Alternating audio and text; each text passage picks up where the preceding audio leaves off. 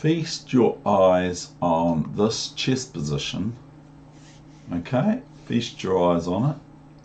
This is the King's Indian, French King's Indian attack. And the players, I won't say who black is, but this is 1967. This position occurred at the Interzonal 1967 round 3 on October the 18th. So this is round 3, and Bobby Fischer is white in this King's Indian French attack. So what would you play for white here? And that is your wee exercise should you choose to accept it.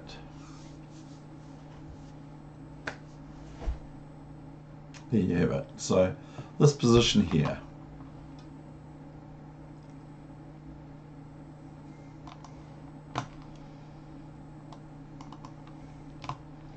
Oops, I might not be doing that. So this position here.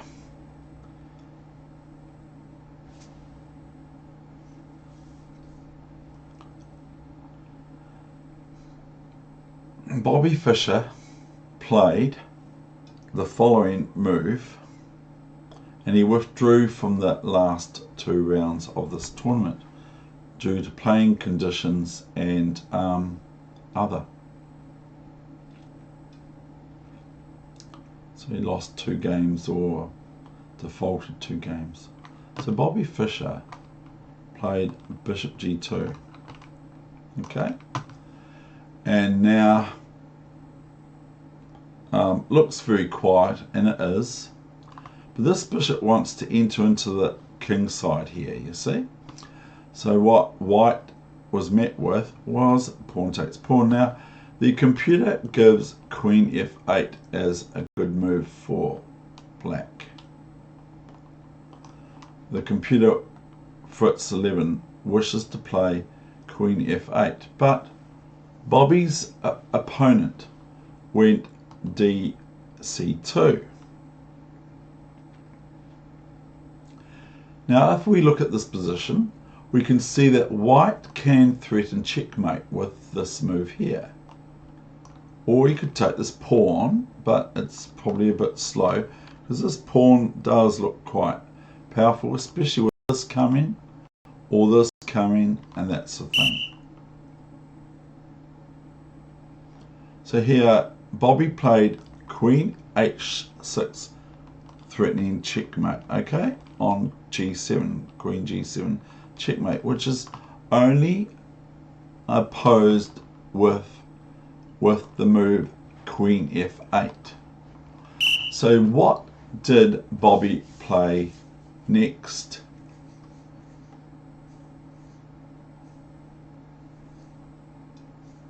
After queen f8.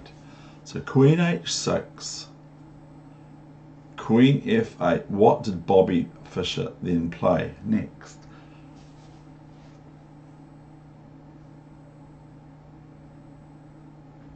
So we can go back to this starting position, and so you can work it out from here. So queen f8 is the best move probably for black, but black, being a human, played dc2, which is looking quite a powerful move.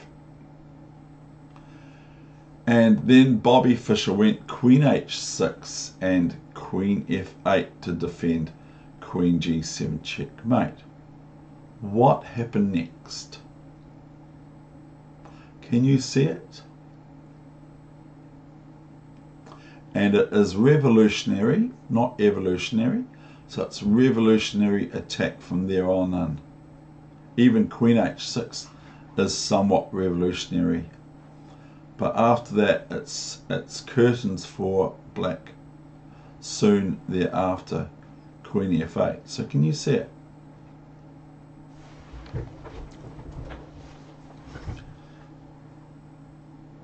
And now I will be quiet for, I don't know, 20 seconds, and you can ponder this, and then I hope you find it.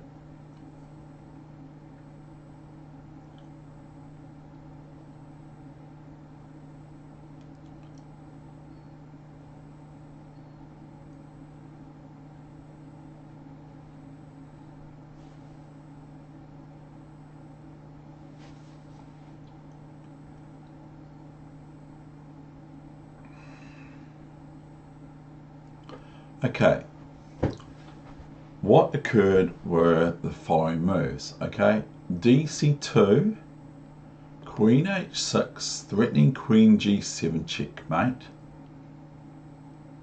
and other things too. Here's queen f8. So this is the pinnacle part of the position, and now you will see, if you haven't already, why white played bishop g2, not for no reason, but for a reason. Here we have the following move, queen h7 check, and this is a sacrifice of the queen, which ultimately wins the king. How does it win the king? Well, because of this. King takes h7 is now forced, let's face it. And now we have a double check. So it's a check that you cannot get out of generally unless you can actually manufacture a double check. You can't usually get out of a double check without moving the king. You have to move the king. So here's a double check here. Now we can fully appreciate that the queen hasn't got time to go here to block the rook check and then take the pawn, even though that's not even good either with the king. But it is with the, it's good with the pawn, but not with the king. But it's check double. It's check with hg6 check and rook h4 check. Discovery double check. See? Now, the only move apart from this move, which everyone can see how to checkmate here for white, is good on you if you've seen this. Okay, so where is checkmate here? Checkmate is here, checkmate. Okay, and the computer gives a compelling bit of evidence to say that that is checkmate. So let's have a look now at king takes pawn. Okay, and then I want you to find the move for white now. That is the finale, the end of the game. Okay, and that is simply checkmate coming up. So where is checkmate on this board? Now sometimes it's hard to find checkmate, but here in this case I think we can find it because I've already spoken about the bishop g2 from h3 before that Bobby played. So here we've got bishop e4 and that is checkmate. Okay, there are no moves for the king.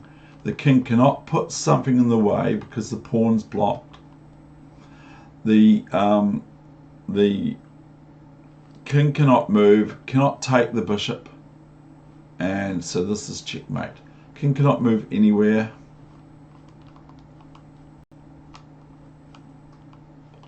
Cannot take the bishop, and so this is checkmate. Okay, thank you very much. I hope you like that, and I'm going to be bringing a game from Ortvan Saupu from the same tournament, our New Zealand chess champion for so many hundred of years back in the 70s and 80s and earlier and later. Okay, so here is this position.